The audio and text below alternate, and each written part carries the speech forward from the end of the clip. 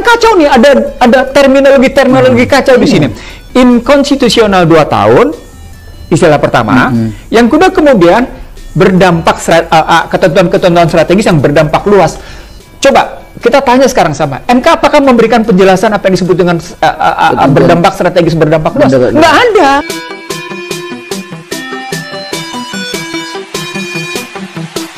Bismillahirrahmanirrahim. Assalamualaikum warahmatullahi wabarakatuh. Waalaikumsalam warahmatullahi wabarakatuh. Alhamdulillah, Bang Nursi sehat. Insyaallah. Sehat kembali. Insyaallah.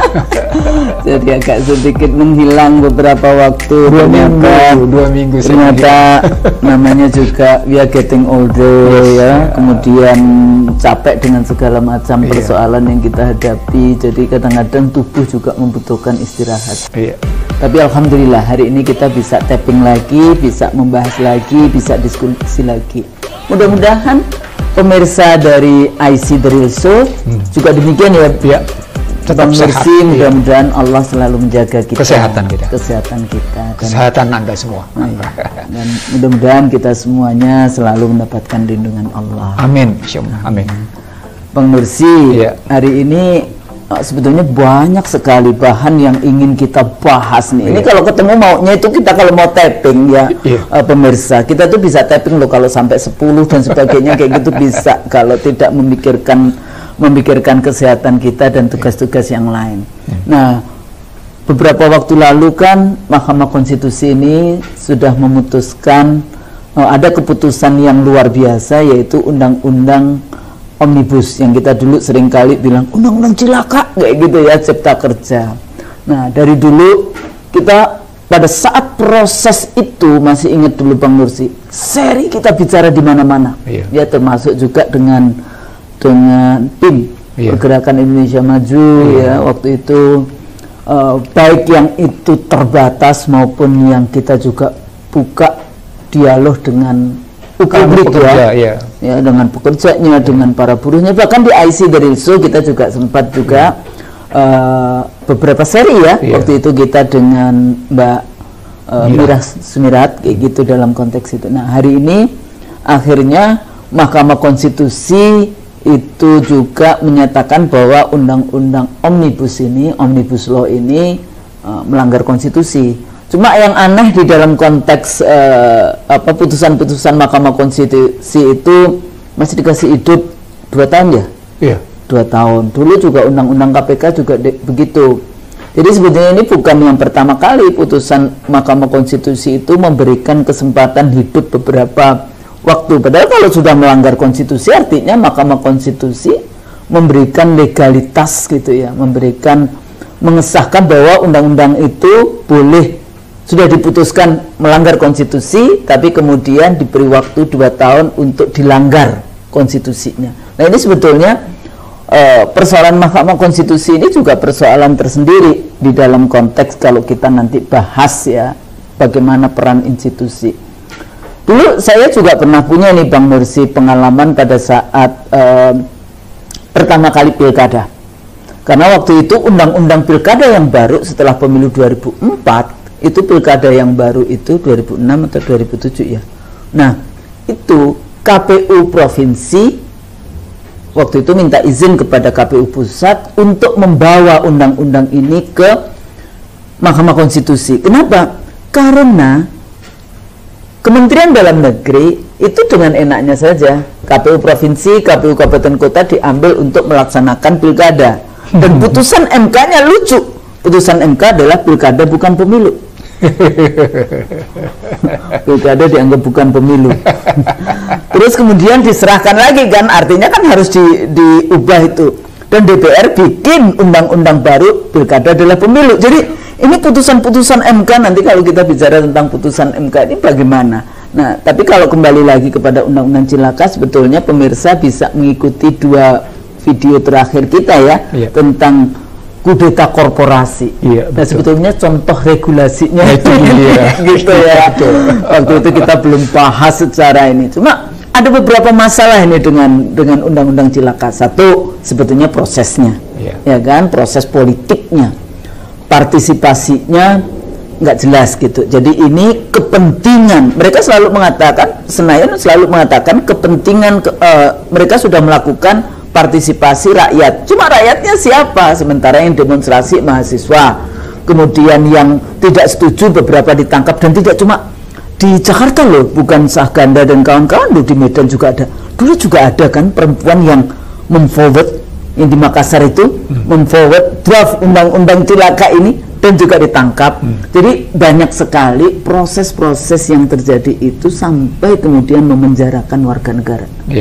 Nah, artinya apa? Artinya ini korbannya juga sudah banyak. Waktu itu juga bahan yang kita bahas kan, ini sebetulnya bukan undang-undang. Waktu itu kan argumennya, oh undang-undang ini adalah dalam rangka apa, teknologi 4.0. Bagaimana ngomong teknologi 4.0?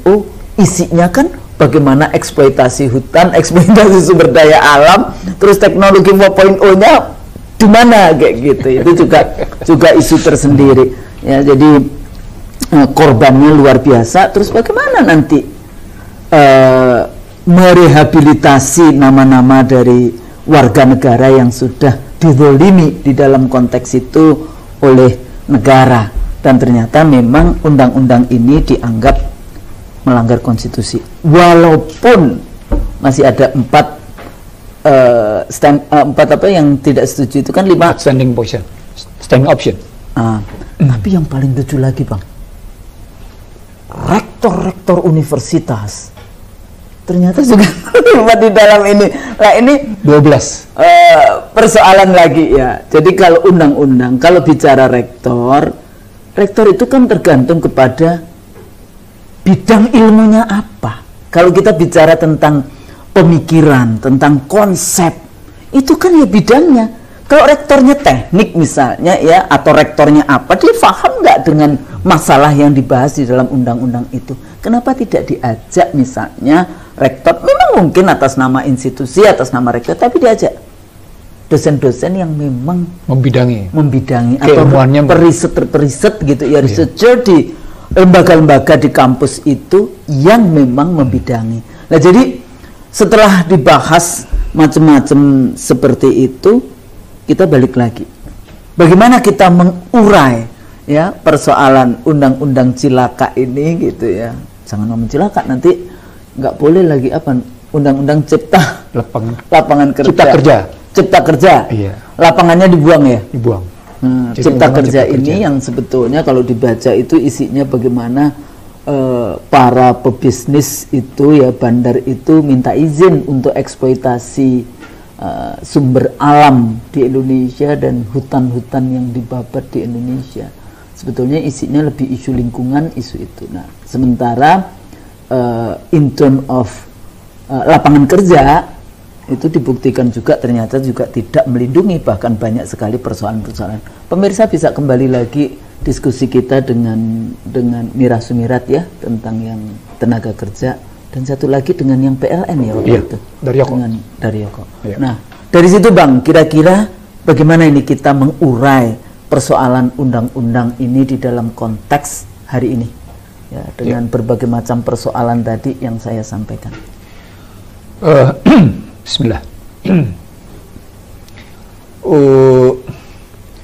Omnibus Law ini disebutnya Omnibus Law, pada hakikatnya merupakan kumulasi dari peraturan perundang-undangan supaya terjadi sinkronisasi dari berbagai perundang-undangan yang oleh MK disebut sebagai obesitas regulasi, kegendutan.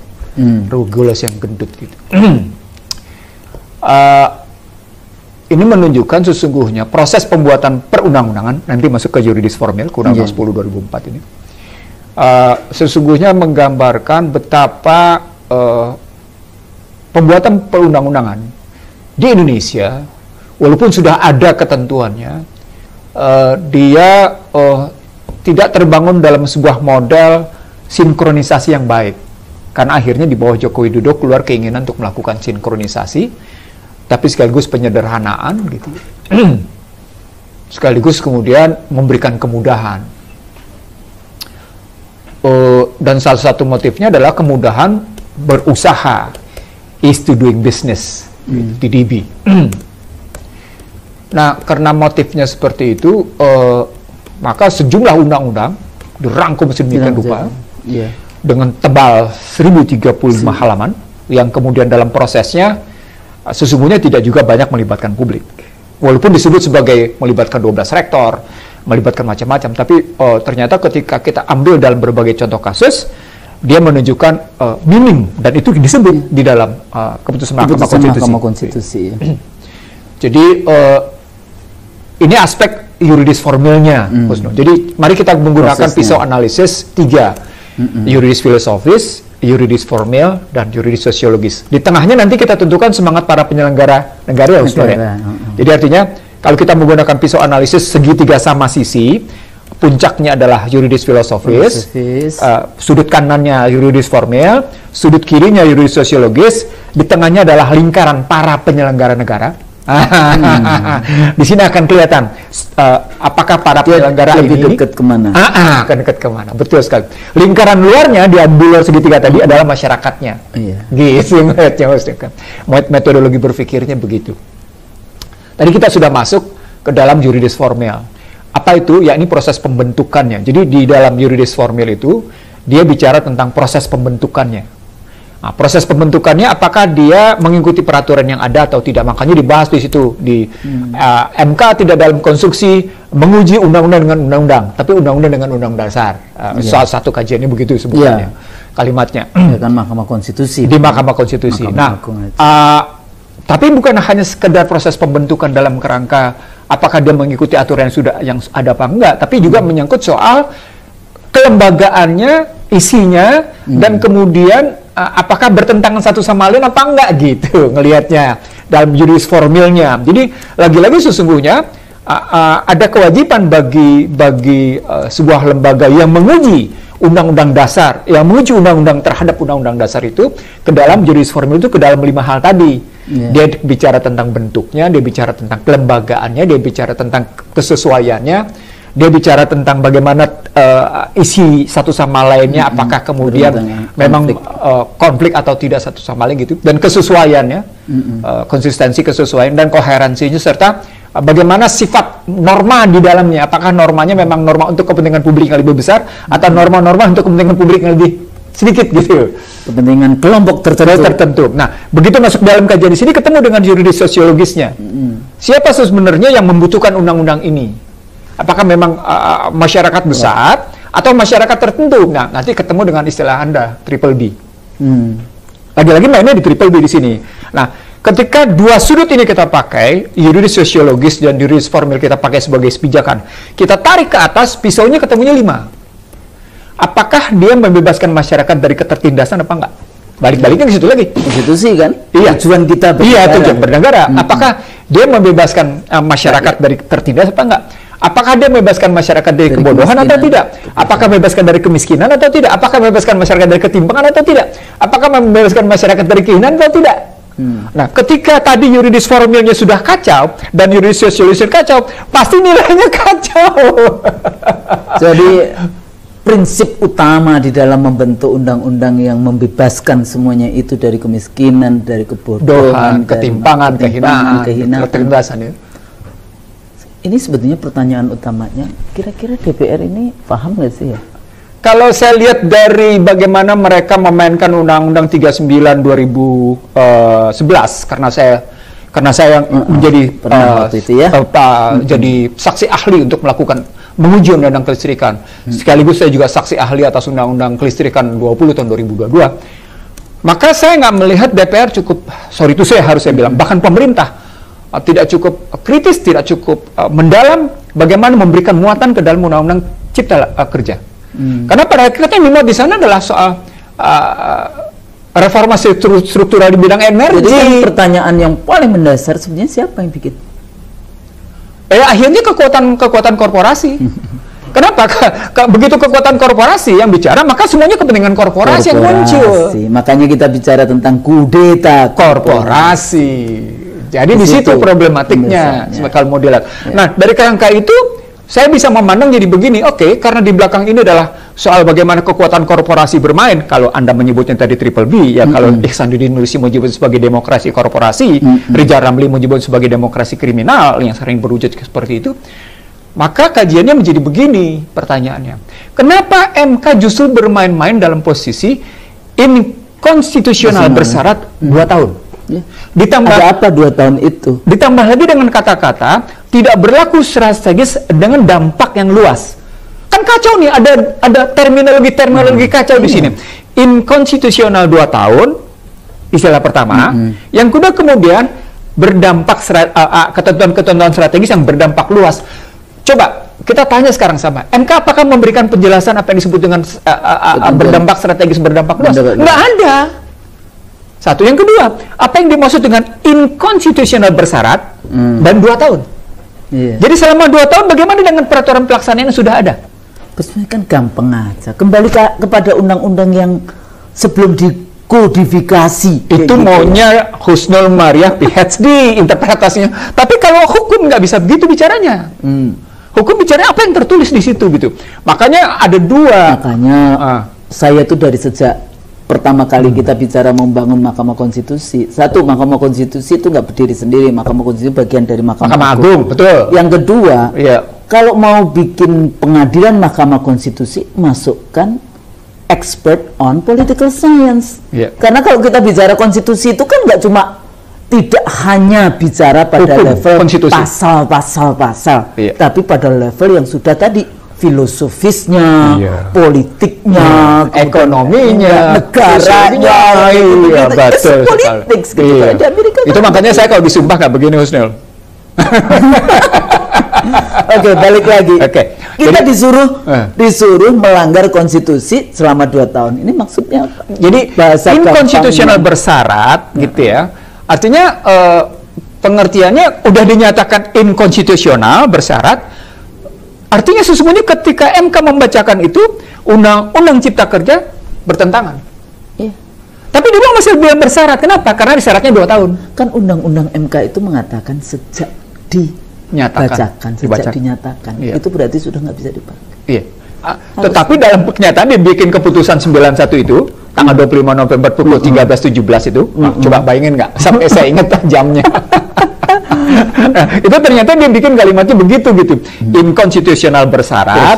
Lalu kemudian ada kalimat yang strategis dan berdampak luas. Jadi inkonstitusionalnya jelas kalau dia bertentangan. Tapi kenapa dia bilang bersyarat? Syaratnya selama 2 tahun. Artinya ketika 2 tahun tidak terjadi perubahan, pertama, maka betul-betul inkonstitusional permanen, betul-betul bertentangan dengan Undang-Undang 45. Tapi pertanyaan berikutnya, kalau begitu, jika terjadi ada proses gitu ya, proses perubahan selama 2 tahun itu bagaimana dengan undang-undang pelaksanaan yang sudah diterbitkan? Apakah bernyala apa enggak? Maka 2 interpretasinya. Nanti ada peraturan pemerintah, peraturan menteri, peraturan PP, pengupahan. Kan sudah dilakukan, sudah dilakukan. Dan bisa juga itu sudah sampai pada level pergub kayak gitu. Iya, udah pasti. Anies sudah menetapkan pergub, soal DKI misalnya. Terus gimana? Itu mana yang berlaku? Apakah PP soal pengupahan itu gimana gitu? Jadi untuk apa kita punya MK yang harusnya konstitusional, semua sudah nggak bisa, balik kepada yang semula. Susah amat. Jadi ini baru ada yang injek-injek soalnya ya secara politik. Saya baru ngomong satu poin loh, Oke. Lanjut. Jadi dalam perspektif baru satu poin baru bagaimana kita memahami kebijakan keputusan MK yang ternyata dia memberikan satu penafsiran bukan hanya tafsir ganda, tapi multi tafsir. Di satu sisi, ini sama sekali tidak bertentangan, maka tidak berlaku, termasuk peraturan pelaksanaannya, termasuk soal haji, Husnul, termasuk soal pengupahan, termasuk soal listrik. Coba, semua ini kena posisinya. Makanya ada 12 keputusan, 10 dianggap kehilangan objek loh. Kehilangan objek artinya sesungguhnya peraturan pelaksanaan ini gimana nih? Begitu loh. Jadi ada muncul lagi masalah macam-macam di dalamnya. Kan dia bilang dia punya 12, lalu kemudian 10. Dia nggak pernah belajar. Itu yang pegadaian itu gimana? Menyelesaikan masalah dengan masalah. Tanpa masalah. Pegadaian itu menyelesaikan masalah tanpa masalah. Tanpa masalah ya? Tanpa masalah. Bukan dengan masalah ya? Masalah dengan banyak masalah. Balik lagi multi tafsir tadi gimana? Jadi pertama tadi bagaimana inkonstitusional 2 tahun bersyarat dan 2 tahun. Mesti tafsir di situ. Lalu apa yang dimaksud MK dengan peraturan pelaksanaan yang bermuatan strategis gitu, ditambah dengan berdampak luas? Apa nih, nggak ngerti? Orang punya peraturan, artinya sesungguhnya MK sudah memuat norma baru sama 2 tahun itu.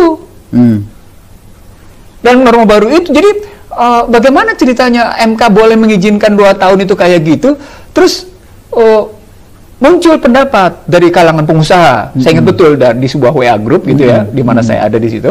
Salah seorang petinggi Kadin, mantan petinggi Kadin menyebut, wah ini memunculkan ketidakpastian.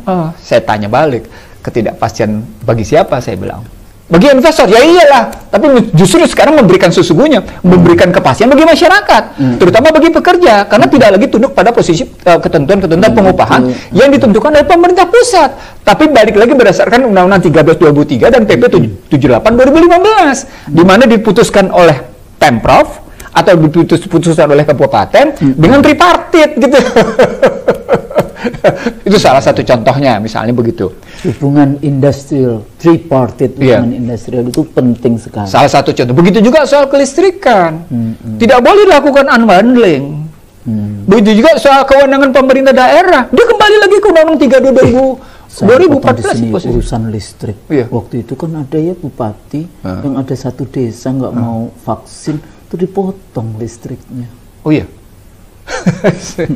Oke, balik lagi. Habis ngomongin listrik jadi inget apa yang terjadi. Nah, itu enggak. Saya ingin mengatakan gini, Husnul. Apa DPR tidak tahu bahwa muatan kelistrikan di dalam Undang-Undang Cipta Kerja itu pada hakikatnya adalah white papernya IMF, World Bank, dan ADB. Kan mestinya mereka tahu. Dan itu MK pernah membatalkannya ketika saya sebagai saksi ahli pada Undang-Undang 20 2022. Lalu juga kemudian membatalkan unbundlingnya pada Undang-Undang 39 2012 posisinya gitu ya, sampai ke tentang kelistrikan itu. Jadi itu salah satu contohnya gitu ya. Ditambah lagi dengan soal, karena kita juga sering ketemu dengan para pekerja, mestinya balik lagi soal pengupahan, mestinya balik lagi soal pemahaman bagaimana hubungan industrial Pancasila, bagaimana pengupahan tadi. Nah, begitu juga soal kewenangan pemerintah daerah yang ditarik ke pusat, kan mesti jelas juga ketentuannya gimana. Karena ada otonomi daerah. Iya, jadi aroma resentralisasi, kalimat itu begitu khususnya. Aroma resentralisasi itu tidak boleh berlanjut gitu. Kalau kita memang mau bicara, kita kritik Orde Baru yang melakukan sentralisasi gitu. Nah, itu yang mesti pertimbangkan lebih lanjut. Begitu juga tentang bagaimana nanti kalau kita bicara energi yang lain. Lalu kita bicara tentang haji. Ini bagaimana nih soal haji? Karena ini soal making money-nya luar biasa nih. Berapa puluh tahun itu uang berduduk di situ. Jadi, nah saya ingin mengatakan begini. Apa iya memang haji pemerintah dalam hal ini Kementerian Agama betul-betul mewajibkan uang ditaruh dulu di pemerintah 10 juta gitu untuk berapa lama, terus petugas berangkat duluan, yang biayain siapa gitu. Yang biayain masyarakat pasti, karena ada ketentuan di situ 5% mereka boleh gunakan dari hasil optimalisasi dana. Nah, berarti yang biayain kan masyarakat, berarti si petugas. Nah, lalu bagaimana dengan yang 10 juta hasil pemanfaatan 10 juta itu kayak apa? Jadi ada problematik tersendiri dalam posisi haji kayak gitu. Jadi turunan dari Omnibus Law ini luar biasa. Bahkan ya ekonomi lah. Memang ekonomi. Semua. Nah, karena Husnul sudah sampai di situ, saya ingin mengatakan begini. Sebenarnya kalau Omnibus Law ini mau sehat dalam perspektif itu, dia balik dulu ke cantolan awalnya. Apa itu? Ke konstitusi. Ya, tentu tuh. Satu, dia harus balik dulu ke kata pembukaan ini ya,